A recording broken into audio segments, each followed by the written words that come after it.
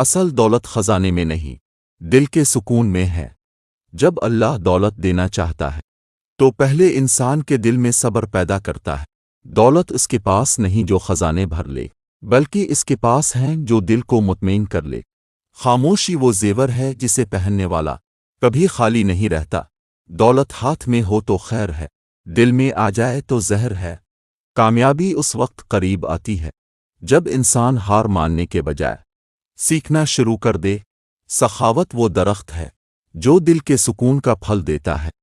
رزق صرف وہ نہیں جو ہاتھ آئے، بلکہ وہ ہے جو دوسروں کے ساتھ بانٹ دیا جائے۔ خاموشی میں وہ طاقت ہے جو شور میں نہیں۔ علم دولت سے قیمتی ہے کیونکہ علم دولت کو جنم دیتا ہے، لیکن دولت علم کو نہیں۔ صبر وہ چابی ہے جو قسمت کے بند دروازے کھول دیتی ہے۔ جو دل سے دعا مانگتا ہے وہ کبھی خالی ہاتھ نہیں لوٹتا۔ دولت وہ ہے جو دوسروں کی بھلائی میں خرچ ہو۔ حسد انسان کا دل جلا دیتا ہے اور کامیابی کو روک دیتا ہے۔ کامیابی وہی ہے جو اپنے رب پر یقین رکھے۔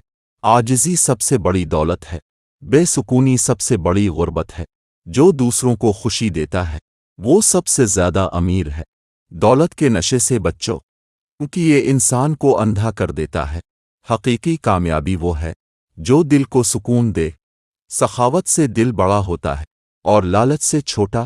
عاجزی انسان کو بادشاہ بنا دیتی ہے۔ خاموش رہنے والا اپنے راز کا محافظ ہوتا ہے۔ جو اپنے دل کو صاف کر لیتا ہے وہ کبھی محتاج نہیں رہتا۔ رزق تمہارا ہے مگر نصیب کا وقت بھی مقرر ہے۔ جب دولت قسمت میں لکھی ہو تو یہ 3 اشارے ضرور ظاہر ہوتے ہیں۔ نمبر 1، اچانک مشکلات کے بعد آسانیاں آنا۔